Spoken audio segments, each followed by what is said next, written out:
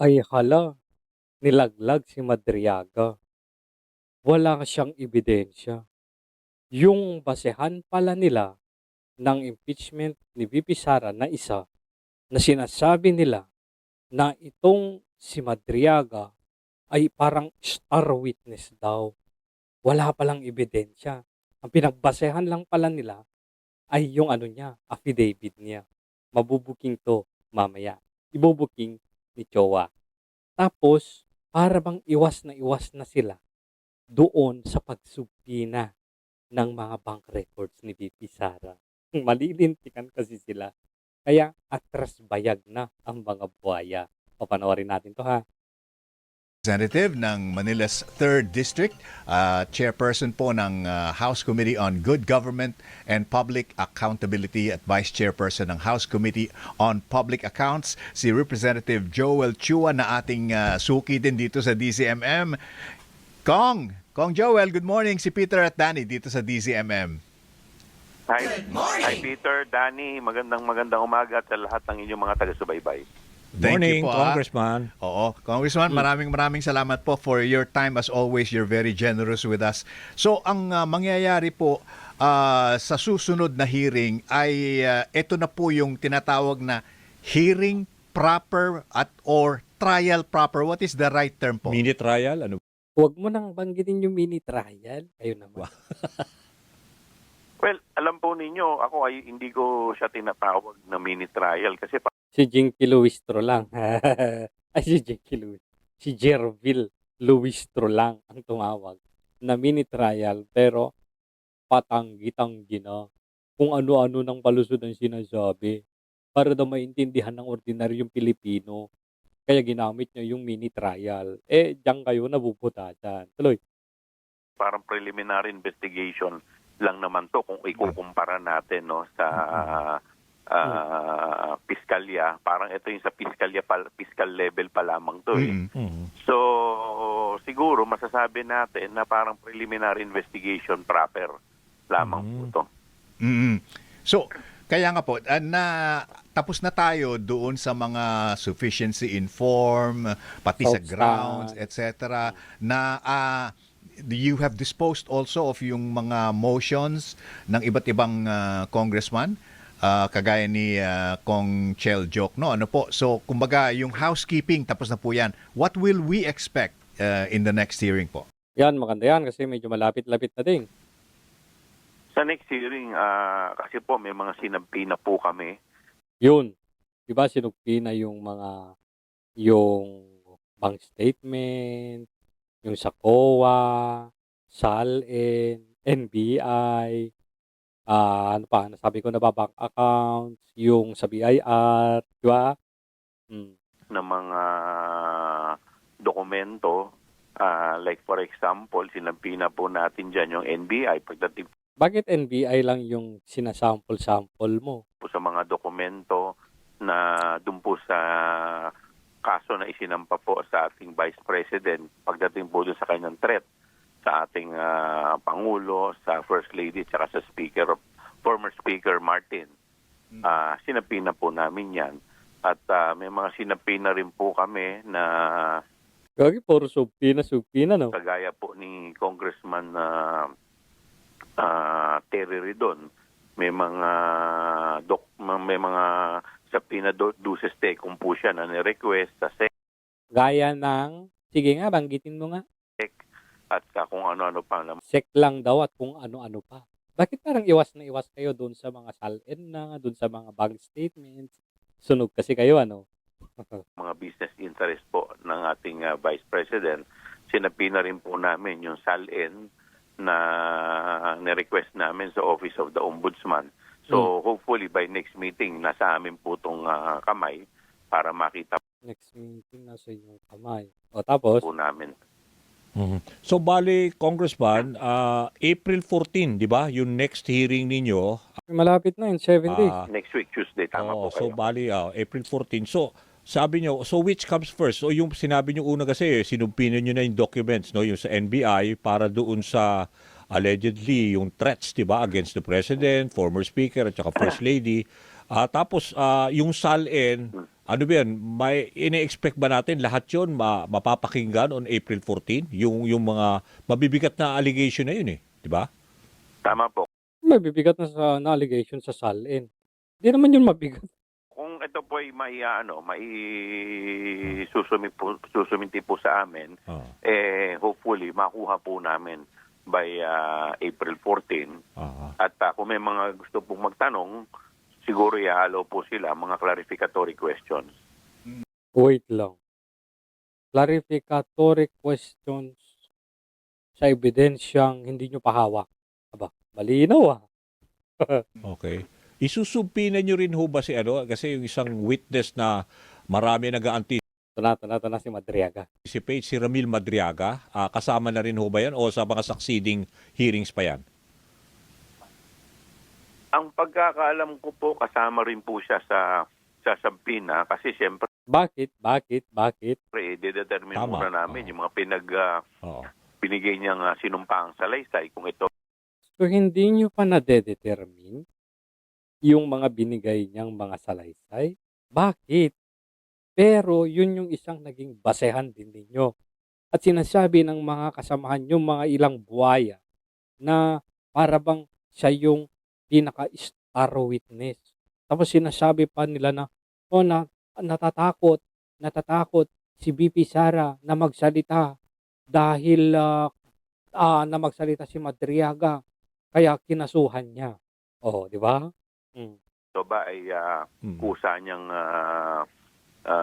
sinasalaysay, siya ba ay napuwersa dito? So, hindi pa pala nalalaman kung kusa ba o napuwersa.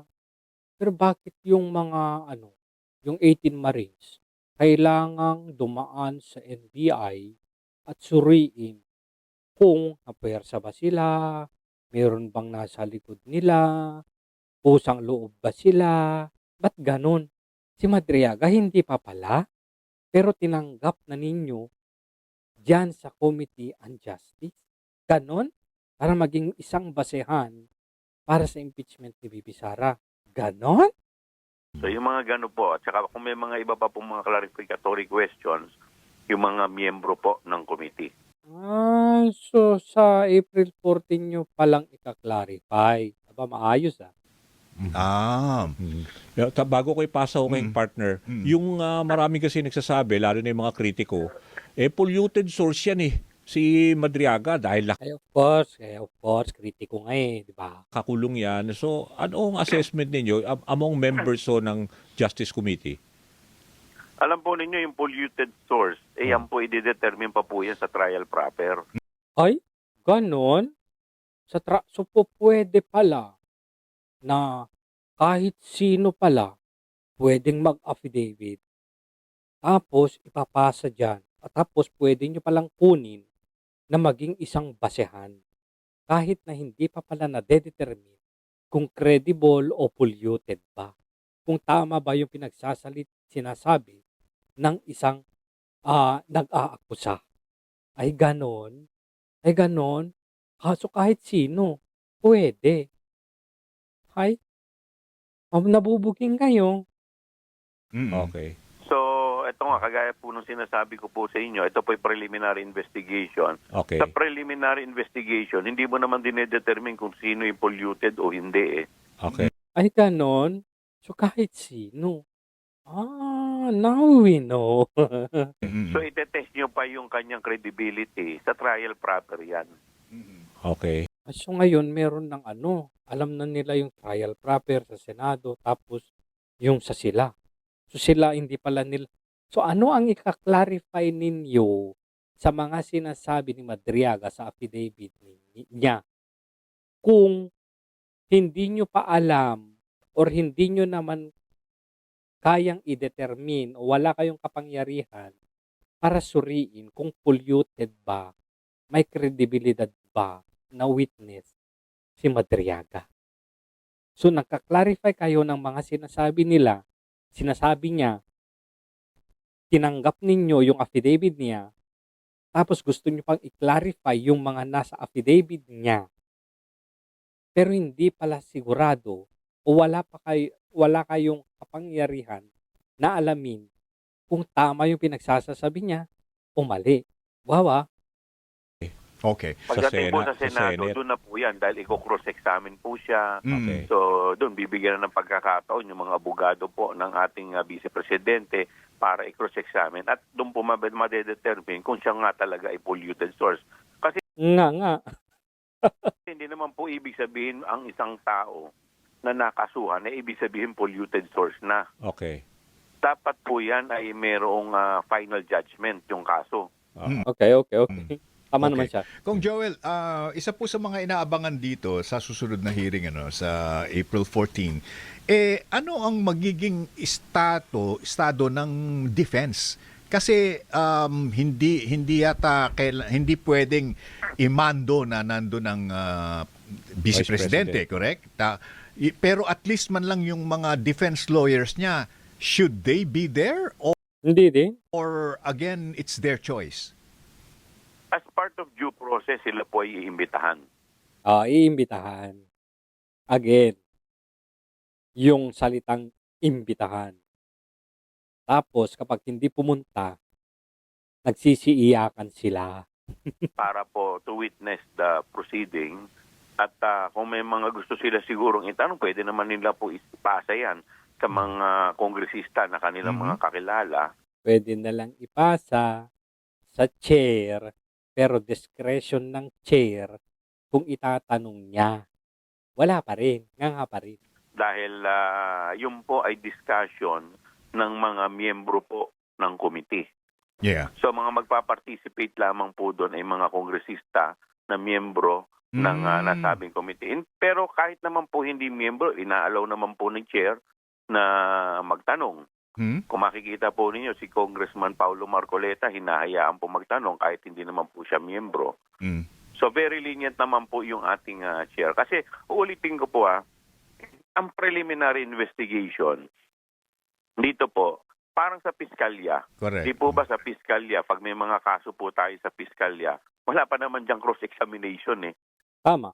Sa din, at hindi rin nila trabaho na mangalap ng ebidensya. Gaya ng ginagawa ninyo na nagsusugpina ng mga dokumento para madagdagan yung mga ebidensya, para makakuha ng mga ebidensya. Yan ang kinokontest ng kampo ni Bibi Sara. Kasi korte lang ang pwedeng gumawa niyan. Tapos, so ibig sabihin, doon lang sa trial proper sa Senado. Pero, ginagawa nyo dyan. Pero ayaw nyong matawag na mini trial kayo. Ano bang aasahan natin sa mga to? Huwag nyong ilaglag si Madriaga. Para bang siniset up yung utak ng mga Pilipino na, ay sa amin, ano naman, tawag dito, wala naman kaming kakayahan para i-determine kung polluted ba o may credibility ba siya. Wala. So parang nilalaglag na, binibitawan na nila yung responsibilidad sa kanya. Kasi baka alam nila na hindi to credible na witness. So, ay hindi, doon sa Senado yan, doon. Pero, tinanggap ninyo eh. Yung iba sa inyo, sinasabi na star witness ninyo eh. Na siya yung si Madriaga ang magpapalubog kay Bibi Sara eh. Siya yung magbubunyag ng lahat eh. Di ba? Ay, mga bangagan eh.